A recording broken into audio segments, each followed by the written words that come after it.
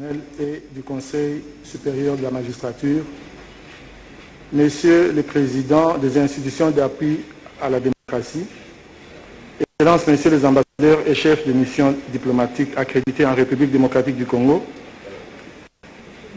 Messieurs le Président de l'Assemblée provinciale de la ville de Kinshasa, Monsieur le gouverneur de la ville de Kinshasa, distingués responsables des partis et regroupements politiques reconnus en République démocratique du Congo, Messieurs les représentants des partenaires techniques et financiers, Messieurs les chefs des confessions religieuses, Mesdames et Messieurs, à vos différents titres et qualités, au nom de l'Assemblée plénière du Bureau, de tous les cadres et agents de la CENI et à mon nom propre, je vous souhaite la bienvenue.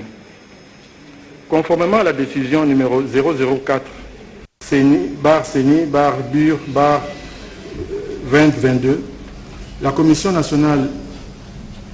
électorale nationale indépendante publie ce jeudi 3 février 2022 la feuille de route du processus électoral 2021-2027.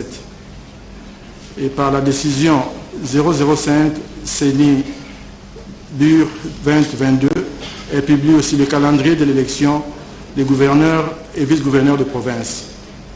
La nouvelle équipe dirigeante de la CENI que j'ai l'honneur de présider a mis du temps à se mettre en place au regard de la fin du mandat de l'ancienne équipe qui devait légalement intervenir au mois de juin 2019. C'est finalement au mois d'octobre 2021, soit avec un retard de 28 mois, que les nouveaux animateurs de la CENI ont été entérinés et investis. Aussitôt en place, les membres de la CENI ont organisé le 26 novembre au 5 décembre 2021 un séminaire d'imprégnation structurelle et thématique. À l'issue de ce séminaire, plusieurs objectifs ont été atteints, dont notamment la production de la première mouture de la feuille de route devant conduire les élections générales 2023 que nous portons ce jour à la connaissance de l'opinion publique. Mesdames et Messieurs, après l'organisation des 3 cycles électoraux, la CENI se trouve aujourd'hui à la recherche d'une nouvelle identité, d'une nouvelle vision, d'une nouvelle image de marque, des nouvelles valeurs et d'une crédibilité renouvelée en tant qu'institution d'appui à la démocratie, chargée d'organiser en toute indépendance, neutralité et impartialité des scrutins libres, démocratiques et transparents. C'est dans le sens même de l'atelier de planification stratégique organisé récemment du 18 au 20 janvier dernier. Mesdames et Messieurs, la feuille de route que la CENI publie ce jour n'est pas à confondre avec le calendrier électoral qui sera publié ultérieurement. Néanmoins, dans son élaboration, différentes contraintes ont été prises en considération, notamment les délais constitutionnels et légaux, les considérations financières, techniques et sanitaires, les contraintes climatiques et sécuritaires. Cette feuille de route fera l'objet d'une mise à jour à l'issue de la tenue des cas de concertation avec les différentes parties prenantes au processus électoral. Ceci étant dit, j'invite Madame le rapporteur de la CENI de procéder à la lecture des décisions du bureau portant d'une part publication de la feuille de route du cycle électoral 2021-2027 et d'autre part le calendrier de l'élection des gouverneurs et vice-gouverneurs. Cela sera fait en temps. Madame le rapporteur commencera avec la lecture de la décision relative à la feuille de route et on va continuer le reste du programme. Merci pour votre attention.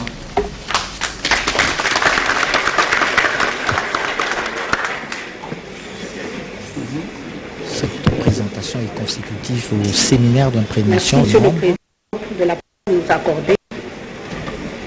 République démocratique du Congo, Commission électorale nationale indépendante. Décision numéro 004, CENI, BUR, 2022, du 3 février 2022, portant publication de la feuille de route du processus électoral 2021-2027. Le Bureau, vu la Constitution de la République démocratique du Congo, 8 février 2006, telle que modifiée à ce jour, spécialement en ses articles 73 et 211, Vu la loi organique numéro 13/012 du 19 avril 2013, modifiant et complétant la loi numéro 10/013 du 28 juillet 2010, portant organisation et fonctionnement de la Commission électorale nationale indépendante, et la loi numéro 21/012 du 3 juillet 2021, spécialement en ses articles 9, 23 quater et 24 ter.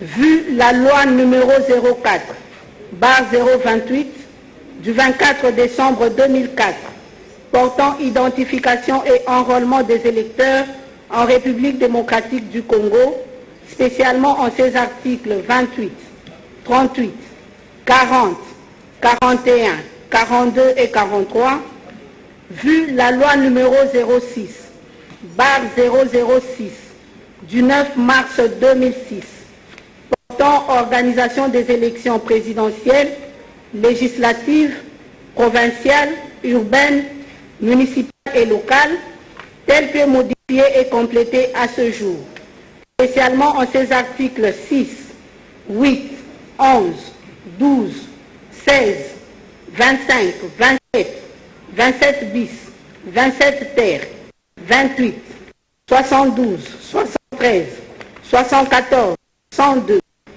106, 107, 108, 125, 134, 135, 138, 150, 156, 157, 164, 165, 166, 167, 172, 173, 179, 187, 188, 196, 203, 204, 212, 219, 223, 224 et 233.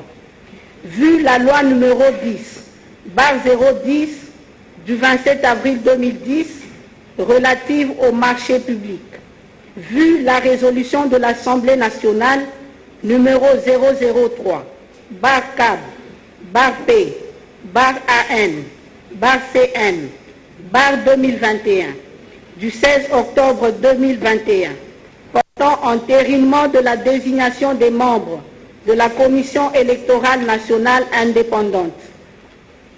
Vu l'ordonnance numéro 21/102 du 24 décembre 2021 portant investiture des membres de la Commission électorale nationale indépendante, vu le règlement de la Commission électorale nationale indépendante tel que déclaré conforme à la Cour constitutionnelle par la Cour suprême de justice, faisant office de la Cour constitutionnelle en son arrêt numéro R-Cons 267/TCR du 6 décembre 2013.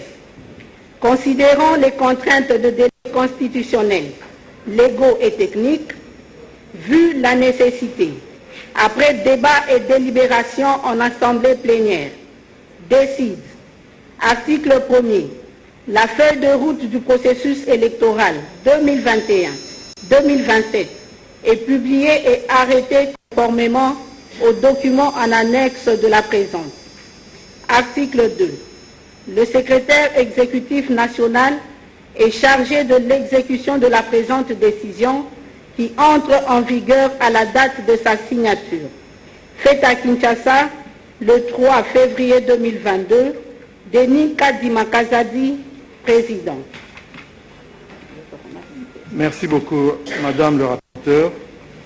Le calendrier, en fait, non, la feuille de route, il ne faut pas qu'on confonde. La feuille de route sera présentée, sera disponible. Elle est disponible d'ailleurs, et vous l'aurez aussitôt après cette présentation. Vous verrez que nous avons 43 lignes décrivant chaque étape. Et donc, je ne vais pas me mettre à lire la feuille de route, mais je vais quand même vous en donner quelques idées.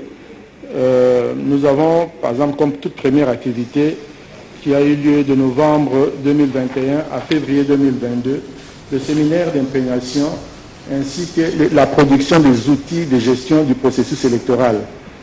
Et entre décembre 2021 et mars 2022, nous allons procéder à la stabilisation et consolidation de l'administration permanente, l'infrastructure informatique et des télécommunications.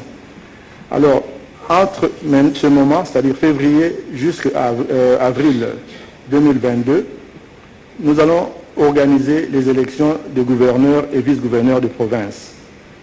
Alors, la feuille de route a trois principales séquences. La première séquence a trait aux élections directes du président de la République, des députés nationaux, des députés provinciaux et des conseillers des communes, des secteurs et des chefferies. Entre janvier 2022 et juillet 2023, il sera procédé à l'organisation des opérations de la cartographie des sites opérationnels et de l'identification et enrôlement des électeurs. De juillet 2023 à septembre 2023, nous allons organiser l'opération de réception et traitement des candidatures au scrutin direct. Entre septembre 2023 et décembre 2023, il y aura justement les scrutins directs. Alors la deuxième séquence est relative aux élections indirectes des sénateurs, des gouverneurs et vice-gouverneurs, des conseillers urbains, des et maires adjoints, bourgmestres adjoints, ainsi que des chefs de secteur et des secteurs adjoints. Et la troisième séquence portera sur les activités de pérennisation du processus électoral.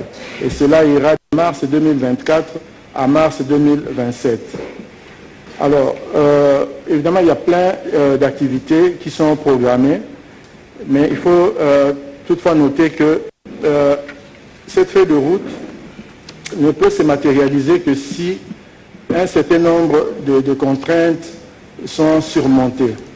Et la CENI a fait une analyse des risques, une analyse faite sans complaisance, et nous avons identifié un certain nombre de contraintes qui pourraient affecter négativement la mise en œuvre de cette feuille de route.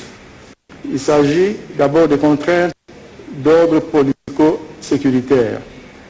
Le retard de l'appui des institutions de l'État dans l'accompagnement de la CENI peut entraver le processus électoral en cours. Il y a aussi l'insécurité dans certaines zones du territoire national.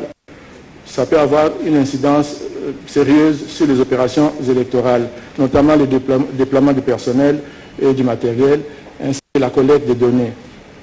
Et le deuxième groupe de contraintes ou risques, il s'agit des contraintes financières. La non-reconnaissance de l'autonomie financière de la CENI entache son indépendance. Il y a aussi l'incertitude quant au décaissement des fonds par le gouvernement. Et puis, nous allons, bien sûr, dans l'avenir, discuter avec les partenaires internationaux. Là aussi, l'éventuel non-respect des engagements des partenaires qui souscrivent au financement du processus électoral pourrait avoir une influence négative sur les délais des opérations. Il y a aussi des contraintes d'ordre légal. Le possible retard dans l'adoption des lois essentielles au processus électoral à la session de mars 2022 aura certainement une incidence sur la mise en œuvre des opérations électorales. Toujours dans la rubrique relative aux lois, l'incertitude sur les grandes options à lever dans le cadre des réformes électorales. Vous pouvez imaginer que si, par exemple, on optait pour un deuxième tour des élections présidentielles, ça aura sans doute une incidence sur la feuille de route, ça aura aussi une incidence sur le budget des opérations. Il en est de même pour les scrutins directs ou indirects, notamment pour les gouverneurs, les vice-gouverneurs et les sénateurs. Et il y a aussi la prise en compte du vote des Congolais vivant à l'étranger. Tout cela, une fois décidé, ça aura sans doute une incidence sur cette feuille de route et bien entendu sur le calendrier qui suivra. Enfin, dans la rubrique légale toujours, le retard dans l'adoption de la loi portant sur la répartition des sièges par circonscription électorale conformément au calendrier des élections pourrait aussi nous affecter. Sur le plan technique, il y a aussi un certain nombre de contraintes. On commence par la mutualisation. Vous savez qu'il y a un ambitieux programme de mutualisation des opérations d'identification de la population, de recensement de la population et de l'habitat, ainsi que qui devrait être couplé avec l'enrôlement des électeurs. Et cela est de nature à retarder le processus électoral déjà soumis aux contraintes des délais constitutionnels. Pour être beaucoup plus clair, le gouvernement a un projet, un très bon projet, pour doter le pays d'une carte d'identité et pour pouvoir recenser la population de la RDC. Évidemment, c'est un processus, comme vous pouvez l'imaginer, qui implique beaucoup d'acteurs, plusieurs ministères et des agences spécialisées et la CENI elle-même. Alors, la multiplicité des acteurs, le mécanisme de prise de décision qui est relativement incertain et lourd, ainsi que le fait que la CENI a comme mandat d'organiser des élections. C'est sur cette base-là que nous serons vraiment jugés. Il y a un gros risque de rater l'objectif ultime si ce travail n'est pas fait en avec une bonne coordination des différentes étapes. Donc j'aimerais juste me répéter pour que je ne sois pas mal compris. Je réitère dans cette démarche d'avoir un recensement bien fait de la population, mais nous notons d'autre part que si la méthodologie adoptée n'est pas vue, nous aurons des difficultés à atteindre notre objectif ultime qui est celui d'organiser des élections à temps. Donc je pense que dans les rencontres que nous aurons prochainement, nous devrons nous appliquer à réfléchir sur la méthodologie qui pourrait nous permettre de faire d'une pierre deux coups ou plusieurs coups, mais sans toutefois affecter l'objectif ultime, comme je l'ai dit, de la CENI, celui qui est d'organiser des élections dans le délai imparti par la Constitution. Ça, c'est en rapport avec la première contrainte technique. La deuxième, c'est la faible capacité de la CENI en moyens logistiques. Vous savez, le pays est immense, il faut déployer le personnel, le matériel en volume et en poids important. Et cela rend l'intervention des différents partenaires nécessaire. Et dépendre des partenaires signifie aussi, ça crée aussi un niveau d'aléa dont il faut tenir compte. Enfin, nous allons parler de la contrainte sanitaire. Le contexte de la pandémie de Covid affecte la nature de notre travail, le matériel à commander, les délais de production, de livraison et de déploiement. Et bien entendu, une élection, c'est une activité qui implique millions de personnes qui se retrouvent à des points centraux en même temps. Et cela fait courir à tout le monde le risque de contamination. Donc c'est une contrainte majeure dont nous avons tenu compte. Alors, avec ceci, je vous remercie de votre aimable attention. Le document sera disponible d'ici là. Et j'invite Madame le rapporteur de bien vouloir lire la décision de la CENI portant publication du calendrier réaménagé de l'élection des gouverneurs et vice-gouverneurs de province. Je vous remercie.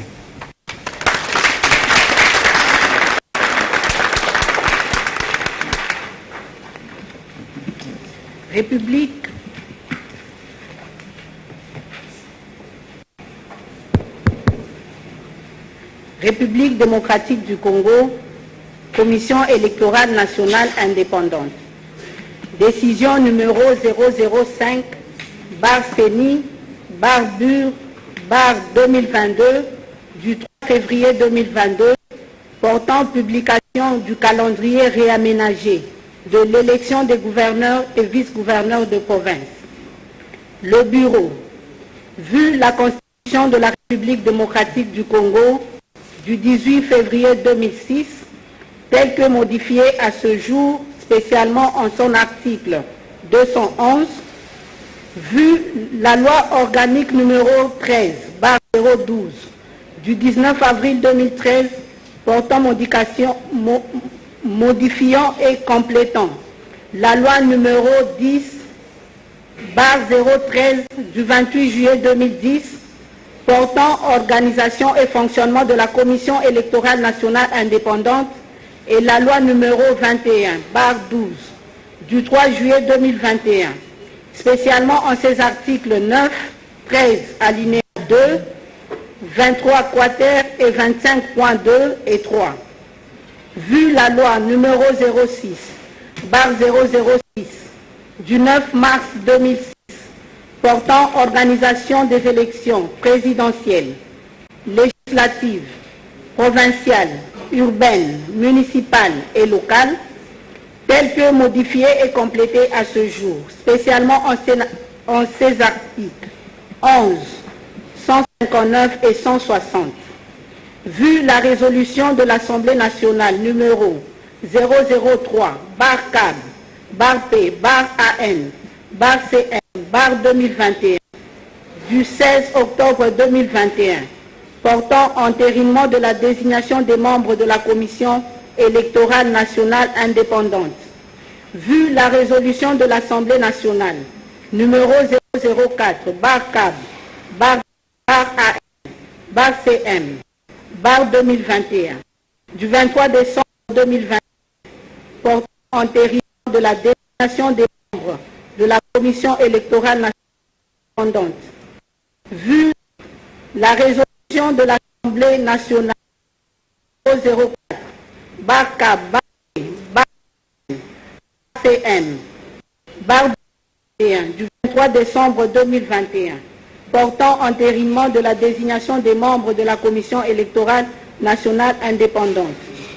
Vu l'ordonnance numéro 21, barre 084, du 24 octobre 2021, portant investiture des membres de la Commission électorale nationale indépendante. Vu l'ordonnance numéro 21, barre 102, du 24 décembre 2021, portant investiture des membres de la Commission électorale nationale indépendante. Vu l'ordonnance numéro 21, barre 016, du 3 mai 2021, portant mesures d'application de l'état de siège sur une partie du territoire de la République démocratique du Congo, tel que prorogé à ce jour. Vu le règlement intérieur de la Commission électorale nationale indépendante, tel que déclaré conforme à la Constitution par la Cour suprême de justice, faisant office de la Cour constitutionnelle en son arrêt numéro R-Cons 267-TC du 6 décembre 2013. Considérant la déchéance constatée par la Cour constitutionnelle, gouverneur et vice-gouverneur de province du Bas-Ouélé, Olomami, de l'Ituri, du Kasaï central, du Kasaï oriental, du Congo central, de la Lomami, du Maïndombe, du Maniema, de la Mongala, du Tanganyika et de la Chopo, d'une part, et des vice-gouverneurs des provinces de Kinshasa et du Kwango, d'autre part. La décision numéro 017, barre CENI, barre BUR, barre 2021, du 22 octobre 2021, portant publication du calendrier des gouverneurs et vice-gouverneurs des 14 provinces.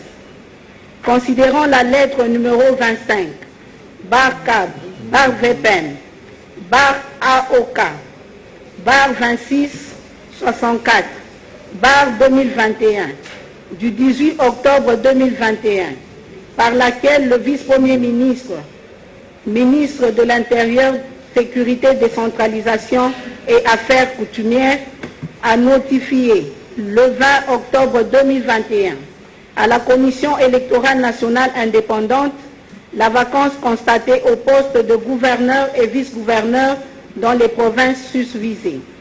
Considérant que la province de l'Ituri n'est pas concernée suite à l'état de siège y instauré par le gouvernement de la République depuis le 3 mai 2021 et prorogé à ce jour. Considérant les difficultés logistiques rencontrées par la Commission électorale nationale indépendante, considérant que les candidatures déjà déposées sont en cours de traitement en entendant la publication de la liste provisoire des candidats, vu la nécessité et l'urgence, après débat et délibération en assemblée plénière, décide, article 1er, l'organisation de l'élection des gouverneurs et vice-gouverneurs des provinces du Bas-Ouélé, Olomami, Kasaï central, du Kasaï oriental, du Congo central, de la Lomami, du Mandombe, du Maniema, de la Mongala, du Tanganyika et de la Chopo, ainsi que celle de l'élection partielle des vice-gouverneurs des provinces de Kinshasa, de Kwango, sont arrêtés conformément au calendrier réaménagé en annexe de la présente. Article 2. Les gouverneurs et vice-gouverneurs sont élus sur une même liste en conformité aux dispositions de l'article 159 de la loi électorale. L'élection partielle des vice-gouverneurs des provinces de Kinshasa et de Kwango se fera conformément aux prescrits de l'article 160, alinéas 6 et 7 de la loi électorale. Article 3. Les membres du bureau ayant en charge l'inscription des candidats et le déroulement du scrutin, ainsi que le secrétaire exécutif national, sont chargés, chacun en ce qui le concerne, de l'exécution de la présente décision qui entre en vigueur à la date de sa signature. Faite à Kinshasa le 3 février 2022, Denis Kadima Kazadi, président. Merci beaucoup, Madame le rapporteur. Maintenant, le calendrier réaménagé de l'élection des gouverneurs et vice-gouverneurs des provinces sera présenté. Mais avant de le faire, j'aimerais juste clarifier un point. D'après la loi, ces élections ne peuvent être organisées que lorsque l'Assemblée provinciale est en session. Mais pour le moment, ils sont en vacances et ils ne reviennent qu'à la fin du mois de mars. Ça signifie que nous ne pouvons pas avoir tenir ces élections-là avant la fin du mois de mars.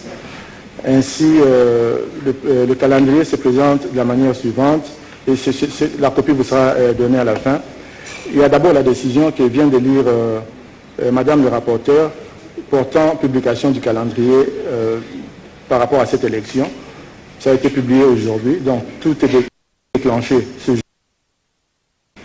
Ensuite, nous allons aborder, dès le 7 février, nous allons aborder les préparatifs techniques et aménagement du bureau de réception et de traitement des candidatures.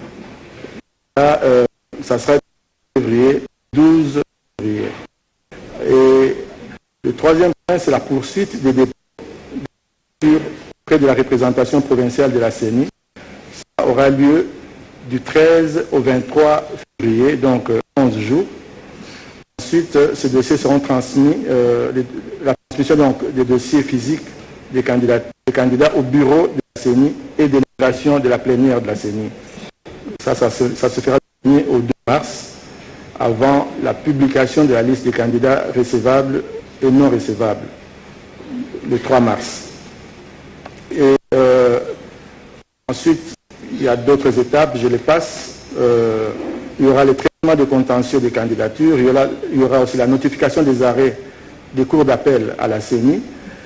Et au point 10, nous avons la publication de la liste définitive des candidats par province. Cela se fera le 22 mars.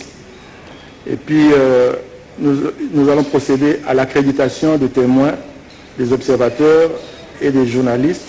Mais il faut dire que ça ne commence pas à ce moment, ça aura déjà commencé plus tôt, parce que nous voulons accorder l'opportunité aux observateurs d'observer ce processus dès son déclenchement, le 7 février, dès que nous commençons à préparer les bureaux de réception et de traitement des candidatures. Donc, accréditation des témoins, des observateurs et des journalistes au niveau du secrétariat exécutif provincial.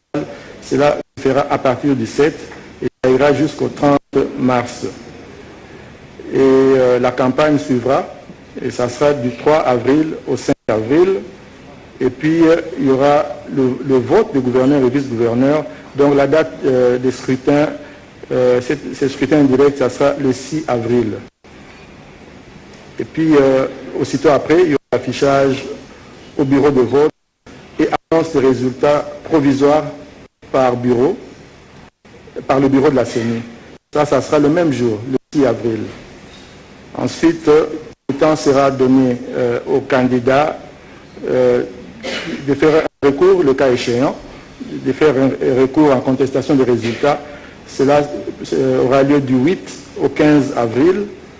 Ensuite, il y aura traitement des contentieux des résultats par les cours d'appel du 16 au 22 avril et publication des résultats définitifs par les cours d'appel le 23 avril et notification des arrêts des cours d'appel à la CENI. Ça sera du 23 au 25 avril. Et enfin, la transmission des dossiers physiques des candidats au président de la République pour investiture. Cela sera fait le 28 avril.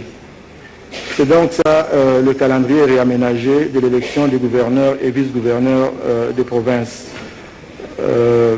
Nous allons, quant à nous, organiser des cas de concertation pour permettre aux parties prenantes d'interagir avec nous par rapport principalement à la feuille de route. Et les améliorations qu'ils vont proposer vont nous servir à non seulement améliorer la feuille de route, mais ça va aussi inspirer le calendrier électoral général qui suivra un peu plus tard, beaucoup plus tard. Mesdames, Messieurs, je vous remercie donc de votre attention, d'être venus d'abord participer à cette réunion et de votre attention. Maintenant, la feuille de route pour le processus électoral et le calendrier relatif aux élections de gouverneurs et vice-gouverneurs sont disponibles et vous les aurez à la sortie. Et je vous remercie beaucoup au nom de l'équipe et des cadres et agents de la CENI. Nous vous remercions pour avoir répondu nombreux à ce rendez-vous et nous sommes vraiment disposés à interagir avec vous au fur et à mesure que le processus avance, parce que nous sommes convaincus que avec votre apport, nous pouvons mieux faire. Merci.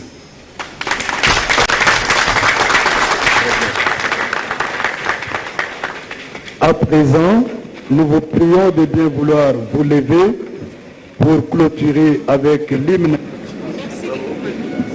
Debout, Congolais, unis par le sang, unis dans le corps pour l'indépendance. Dressons nos francs, langue embourpée, et tout devant, prenons le plus bel élan, dans la paix au peuple ardent. Avec la paix, nous bâtirons un pays plus beau qu'avant, dans la paix citoyenne. Entonnez l'hymne sacré de votre solidarité, fièrement saluez l'emblème d'or de votre souveraineté. Congo, don béni, Congo, des aïeux, Congo, au pays, Congo, bien-aimé, Congo, nous peuplerons ton soleil, nous assurerons ta bonheur. 30 juin, au doux soleil, 30 juin du 30 juin, jour sacré, sois le témoin, jour sacré et immortel, serment de liberté, que nous léguons à notre postérité pour toujours. Dans les grandes lignes, donc, Denis Kadima a présenté cette feuille de route. Cette feuille de route, d'après le président de la CENI, ne sera possible que si certaines contraintes sont surmontées. Et ces contraintes sont liées à la politique, à la sécurité, qui peuvent retarder le retard, par exemple, dans l'accompagnement du kit. L'insécurité pourra retarder les déploiements du personnel et du matériel. Cette feuille de route ne sera possible que si des contraintes financières sont surmontées. Le président de la CENI a fait allusion. Les institutions qui sont ici dans la salle, Je parle du bureau de l'Assemblée nationale, du Sénat.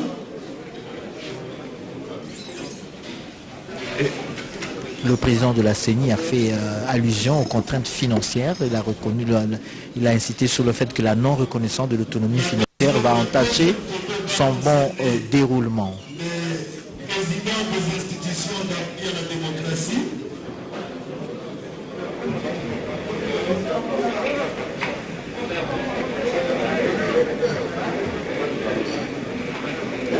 L'équipe de la CENI va Assemblée nationale pour la postérité avec les officiels ici présents. Donc, je disais donc que le président de la CENI, l'ensemble du bureau va poser pour la postérité avec plusieurs composantes des invités, les diplomates, les parties prenantes, le parti politique. Et voilà donc cette présentation de la feuille de route vient donc d'avoir lieu Tétis Samba. Guy Matundu, à l'annonce de cette activité, beaucoup de gens voulaient savoir ce qu'est au juste la feuille de route. Nombre des compatriotes pensaient que c'était le calendrier électoral. S'il y a moyen de nous expliquer. Non, il y a une différence entre le calendrier électoral et la feuille de route.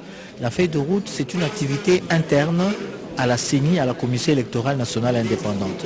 Donc, en fait, dans la feuille de route, il peut y avoir un calendrier, mais un calendrier qui doit être assorti de certaines conditionnalités. Et donc, par le passé, il y a eu des feuilles de route, mais qui n'étaient pas portées, que c'est un document interne qui ne peut pas être porté au grand public. Mais cette année, la CENI a estimé qu'il devrait rendre public ce rapport.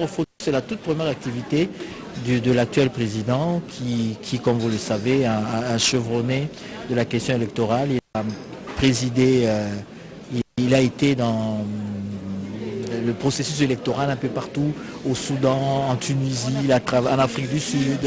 Il a travaillé avec le PNUD. Donc c'est la personne qui est aux commandes de la CENI est un chevronné du dossier électoral. Et donc, il a estimé, et l'ensemble du bureau a estimé qu'il devrait rendre public cette feuille de route, même que ce soit un document à l'interne. Et donc par le passé, il y a eu des feuilles de route qui ont été présentées, mais ça n'a pas été rendu public. C'est peut-être une exception. Pour cette année, ils ont estimé qu'ils devaient rendre public cette feuille de route. Mais pour en arriver là, il y a eu d'abord un séminaire d'imprégnation qui s'est déroulé au village Vénus. C'était à la fin de l'année dernière et c'est donc...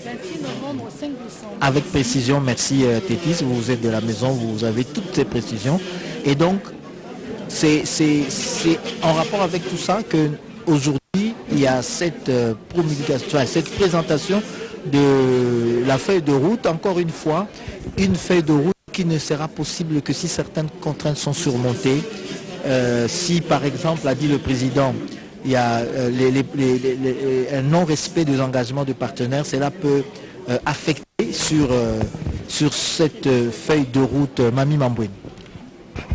Matondo mingi Guy Matundu ya solo balandi manaka radio télévision nationale congolaise tuuti bongo kolanda lolenge mokambi ya lingomba leli kubongisa mapuno wakati ekolo ya biso CENI mwana mboka Deni Kadima Kazadi ye alimboli penza lolenge CENI ekosala misala me yango po bolenge di mapuno me wakati ekolo ya biso lobi auti bongo kotalisa lolenge maponomi ya ba gouverneur ya bituka zomina ine yango kosalema mpe balandi ya gouverneur yang bamokondi Kinshasa mpe ya tuka ya chwapa yango pe ekosalema ebongo atalisi na baimboka te ya solo batalisi mapono mabongisi ma bango balengeli na lolenge bakosala misala ya bango pamba te tina ezali ete misala ya CENI misala mamalamu na tina ena bazwamaki yo dikitali nene oyo esamaki na Venice mingi penza ezalaka omia itano sanza ya zomi na moko kino omia tuku mibale na mwambe tuku mibale na mwambe sanza ya zomi na moko kino omia itano sanza ya zomi na ibale mansomana ezalaki mabongisi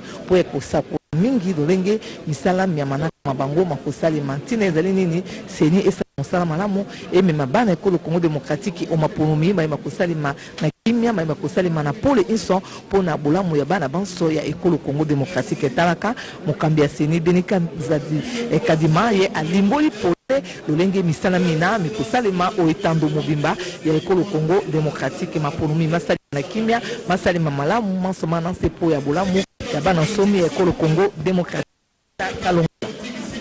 Matondo mingi mami mambweni ni kusema kwamba tunatoka kufuata presidenti wa tume huru ya uchaguzi Denis Kadima ambaye kabisa aliweza hivi kufasiria njia kabisa ya kazi ya tume huru ya uchaguzi namna gani kabisa yataweza kufanyikana hapa Jamhuri ya Kidemokrasia ya Kongo. Kwa kuisha kupata njia ya kazi ya tume huru ya uchaguzi, aliweza hivi kupana pia kalendari ya uchaguzi wa maliwali pia makamu wao ya majimbo 14 au majimbo ambao pia makamu wao waliweza hivi kuacha kazi. Ndio kabisa wa uchaguzi utaweza kufanyikana. Sema kwamba kuacha kwa kibarua cha ukandideti ama ugombeaji katika kiti hicho itakuwa tarehe 3 hadi tarehe 5 Aprili, na tarehe 6 ndio kabisa uchaguzi utaweza kufanyikana wa maliwali pia makamu wao kwa kuweza kutia mambo sawa sawa. Tutaweza kuhakikisha kusema tena ya kusema kwamba hapa mjini Kinshasa itakuwa ndio makamu liwali ambao wataweza kuchaguliwa. Anafasiria kabisa namna gani uchaguzi utaweza kufanyikana ya waziwazi pia usawasawa. Uchaguzi sio wa kuchagua tu ya kusema kuchagua, inaomba kabisa mkongomano wote waweza kuchagua mtu ambao ataweza hivi kuongoza Jamhuri ya Kidemokrasia ya Kongo. Ndio kabisa anasema uchaguzi utaweza kufanyikana katika ukimya katika Jamhuri ya Kidemokrasia ya Kongo. Ni wakongomani wote wanapasha kujua ya kusema kwamba kutakuwa hesabu ya kuhesabu Kongomani na kuweza kupata kabisa vitambulisho vyenye vitaruhusia kabisa kwa kuweza kufanya uchaguzi. Wakati ya uchaguzi itaonekana ile ya mwanzo kabisa ya kusema itaanza kwanza ni uchaguzi ya maliwali pia makamu wao wa majimbo 14 ambao waliweza kuacha kazi hapa kwa Jamhuri ya Kidemokrasia ya Kongo. Gimatundu. Merci. Teti Samba, il faut dire que dans sa communication, le président de la CENI a insisté sur des valeurs de l'institution. Il faut voir qu'il y a l'inclusivité, la bonne gouvernance, l'indépendance. D'ailleurs, le I qui est dans le sigle de la CENI renvoie à l'indépendance. Il y a l'impartialité, l'intégrité, la transparence, aussi l'équité dans les genres. Tétis. Et effectivement, Guy Matundu, la commission électorale nationale indépendante